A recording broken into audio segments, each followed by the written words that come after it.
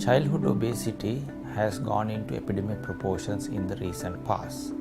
However, it has been a neglected public health problem, although the incidences have increased by about 50% over the last 25 to 30 years in many parts of the world. It is not actually a disease confined only to the high-income countries, but also it is prevalent in the lower and lower middle-income countries.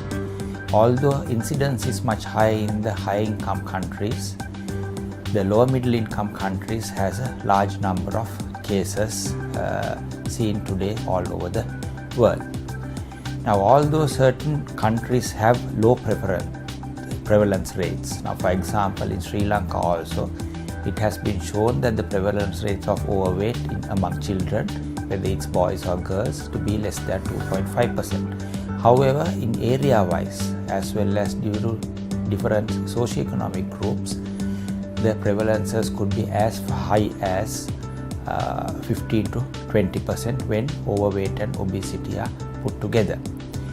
So, the incidence of overweight and obesity in children are rising all over the world, which is actually a significant precursor to the development of non-communicable diseases later in life. Even in countries like Sri Lanka, data have shown that the incidence has been rising gradually over the period of time. Now, looking at childhood obesity, why we should be concerned? It actually gives rise to many illnesses ranging from head to toe. Now, when we look at the effects of obesity on the individual, one of the main problems is the psychological impact it causes on the individual. Then apart from that, it can cause a lot of physical ailments ranging from head to toe of the individual child. Then apart from that, it can cause a lot of metabolic complications, and the more important thing is it will give the rise to adult obesity. More than 75% of obese children end up being obese adults, whereas less than 10 lean children will end up as obese adults. So you can see the impact how it goes on from younger age into adulthood. Now, when we look at the metabolic problems, one of the main problems that occurs with obesity is development of insulin resistance, high blood pressure, as well as dyslipidemia.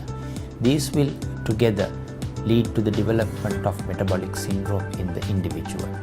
That in turn can cause cardiovascular diseases as well as diabetes mellitus later in life. Not only that, even some people call the metabolic syndrome of the liver, where they develop non-alcoholic fatty liver disease, which progress to non-alcoholic steatohepatitis and cirrhosis even later in life. So you can see the ranging and the importance of childhood obesity in the long run. And most of these metabolic, even if the metabolic syndrome per se is not prevalent in higher numbers in children, but overall it is about 20% prevalence among obese individuals.